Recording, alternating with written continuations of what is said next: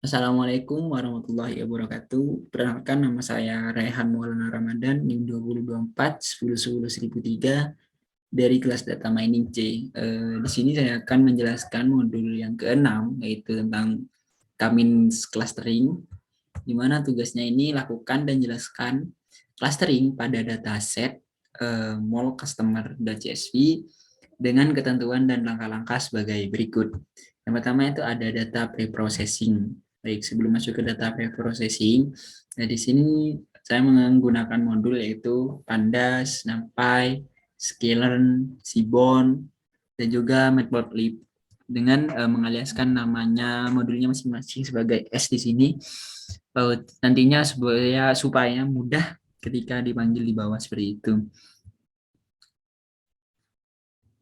Menjalankan yang pertama, load dataset dan buang feature yang tidak dibutuhkan serta rapikan dataset. Baik, yang di sini yang pertama ini kita load datasetnya, kemudian uh, mohon maaf, di sini saya pertama itu mengupload mengupload mall customer CSV-nya terlebih dahulu. Nah, di sini maaf. Oke. Oke. Nah, setelah diupload di sini, maka di sini kita load dari mall customer CSV-nya. Baik, sebelum di sini ditampilkan dengan menggunakan pandas read di sini. Di sini ditampilkan dari mall customer CSV-nya datanya dan juga value-nya. Di sini ada feature atau kolom yaitu customer ID, genre is, annual income, dan spending score. Kemudian di sini tugasnya dan buang feature yang tidak dibutuhkan atau rapikan dataset. Yang menurut saya tidak digunakan itu adalah customer ID di sini, maka customer ID ini bisa dibuang.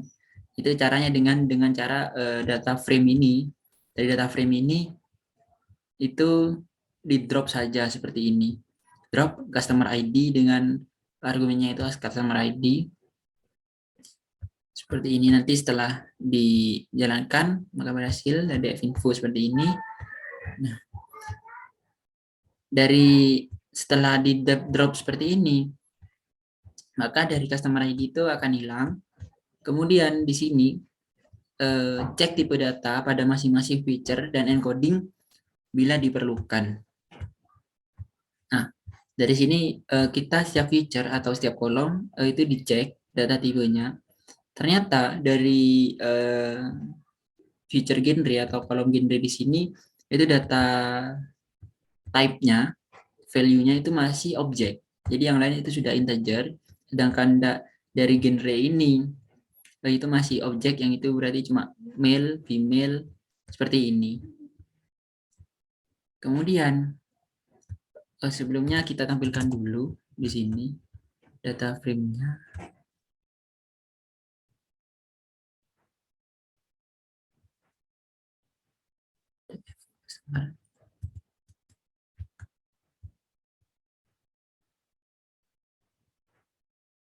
Oh, oh ya, mohon maaf ini karena sudah di drop dari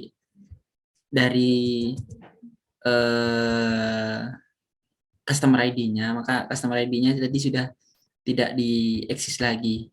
Nah, phone not exist. Nah, not connect di sini. Nah, dari sini kita lihat data yang baru di sini sudah tidak ada customer ID-nya, tinggal genre, age, annual income, dan spending score. Dari sini kita lihat dari data type-nya punyanya feature object atau kolom objek itu cuma male, female, bukan yang lainnya sudah berbentuk angka seperti ini. Maka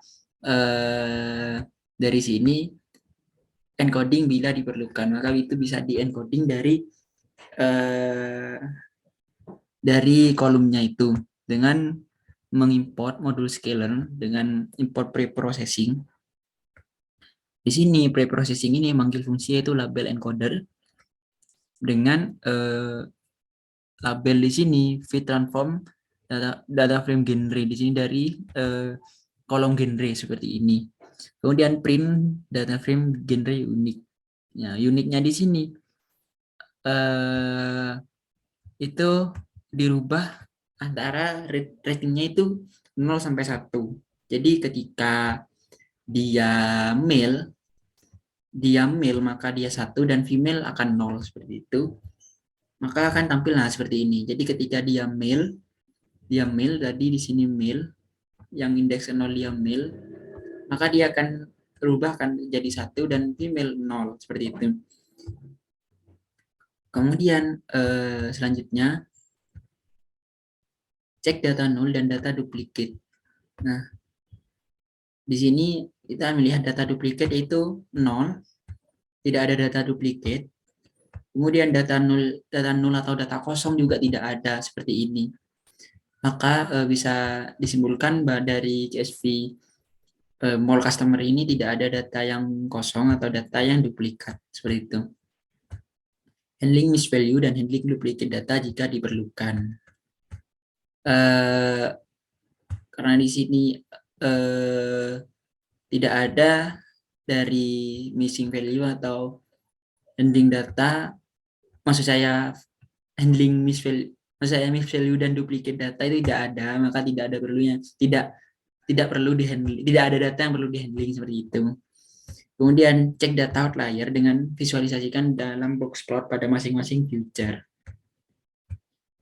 Nah, di sini menggunakan SNS atau seaboard untuk menampilkan visualisasi apakah ada data outlier dari setiap masing-masing future atau setiap masing-masing kolom. Dari genre tidak ada yang melebihi dari outlier atau semua di dalam outlier. Dari age di sini, dari feature age tidak ada yang data outlier sesuai dengan layernya semua. Spending score juga tidak ada.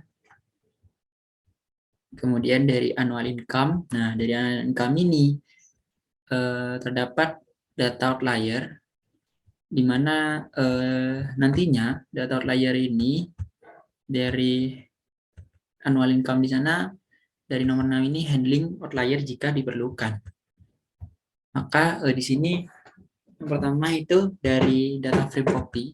Tadi data frame copy di sini yang di sini data frame copy di sini itu diambil.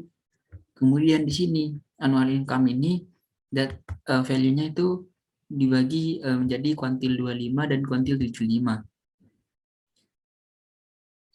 Kemudian di sini dari ini untuk mendapatkan PQR-nya di sini yaitu Q3 dikurangi Q1 seperti itu. Kemudian di sini untuk dev copy di sini annual income di sini kemudian dimasukkan dengan annual income yang sudah data outlier-nya itu sudah tidak diambil lagi atau dibuang seperti itu. Maka akan seperti ini dan ketika divisualisasikan akan terlihat seperti ini dari annual income-nya.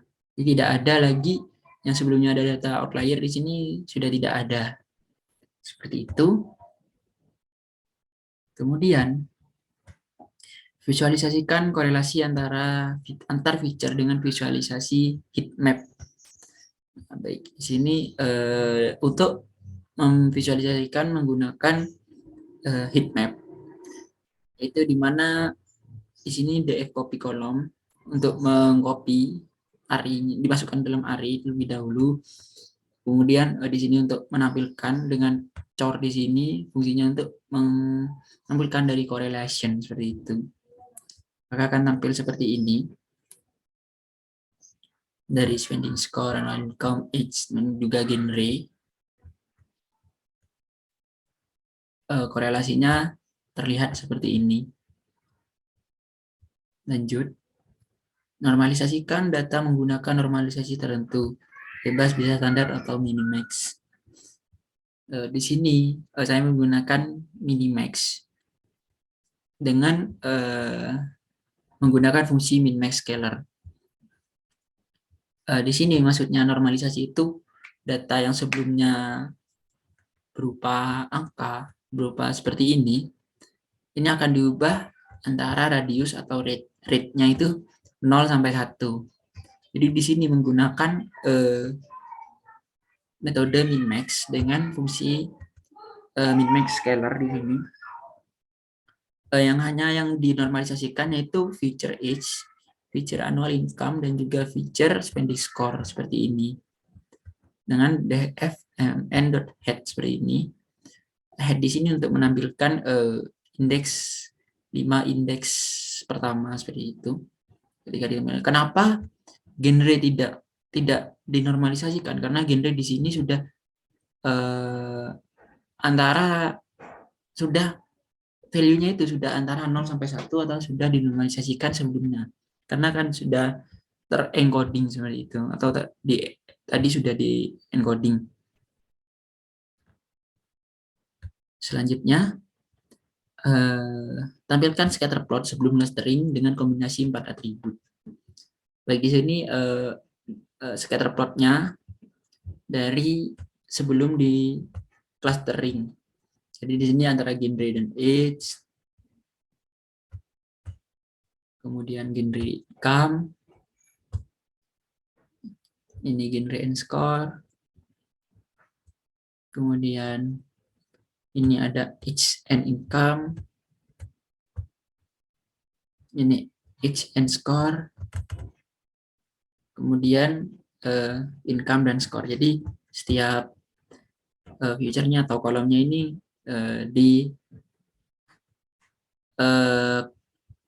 maksud saya dikombinasi ditampilkan dalam scatter plot dari sebelum clustering seperti itu.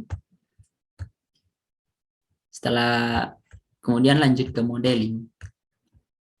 Modeling di sini clusterkanlah dataset dengan nilai K345 dengan atribut annual income dan spending score. Nah, baik di sini pertama itu membuat fungsi yaitu di mana argumennya di sini yaitu X di sini sebagai future annual income dan Y di sini sebagai future atau kolom spending score. Kemudian K di sini sebagai untuk menampung nilai dari K-nya ini 345 ini. Kemudian di sini KM untuk mendeclare di mana kami clustering di sini untuk membawa nilai K-nya. Kemudian Y predict, KM fit predict dengan membawa nilai Y predict di sini, membawa value-nya dari nilai atau value dari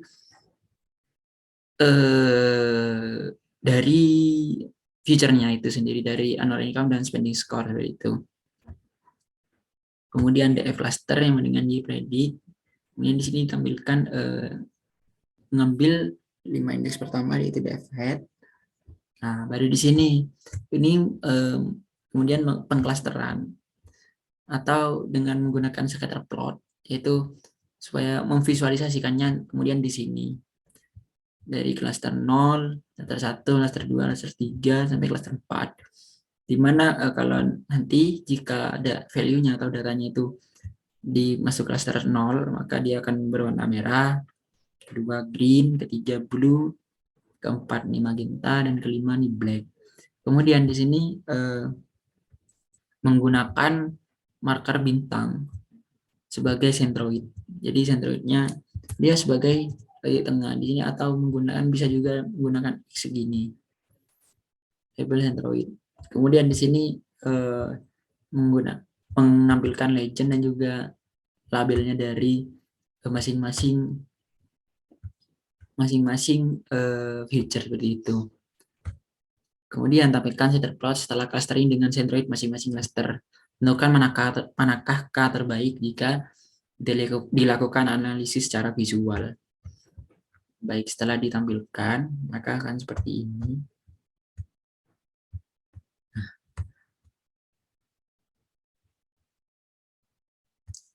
Baik, di sini menggunakan yang pertama ini menggunakan K3.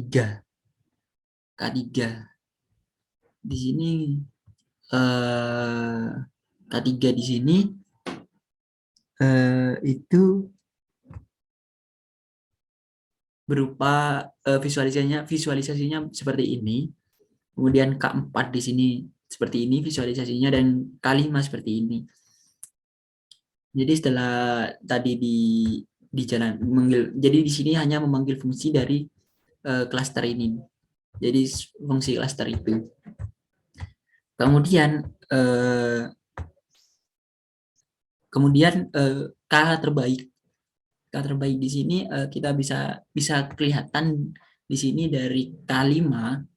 K5 di sini terlihat bahwa klasternya ini sudah pada tempatnya, dan juga sentroidnya ini tepat pada tengah-tengah dari klasternya. Jadi pengklasterannya yang terbaik itu adalah K5 seperti itu. Nah, lanjut yang opsional, lakukan implementasi elbow method untuk mendeteksi K terbaik. Kemudian lakukan PCA untuk feature reduction dari seluruh feature menjadi 2 feature. Lakukan visualisasi 3D scatter plot setelah clustering. Nah, baik. Di sini from Sklearn menggunakan modulus Sklearn, kemudian WCS di sini untuk menampung dari value-nya, atau ya menampung dari value-nya nantinya setelah diinputkan nantinya. Kemudian for i in range 1 sampai 11, karena di sini for i in range 1 sampai 11 di sini untuk mengambil atau memprediksi K terbaik dari 1 sampai 10 seperti itu.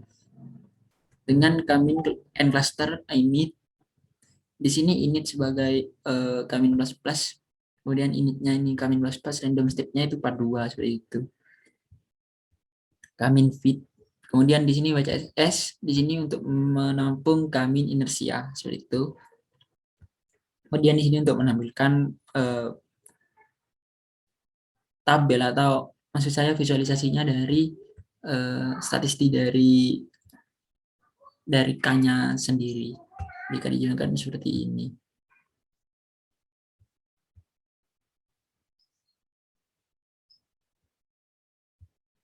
Terus baik.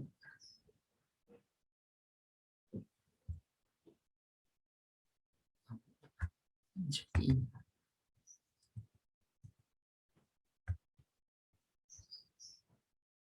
Baik, sebentar.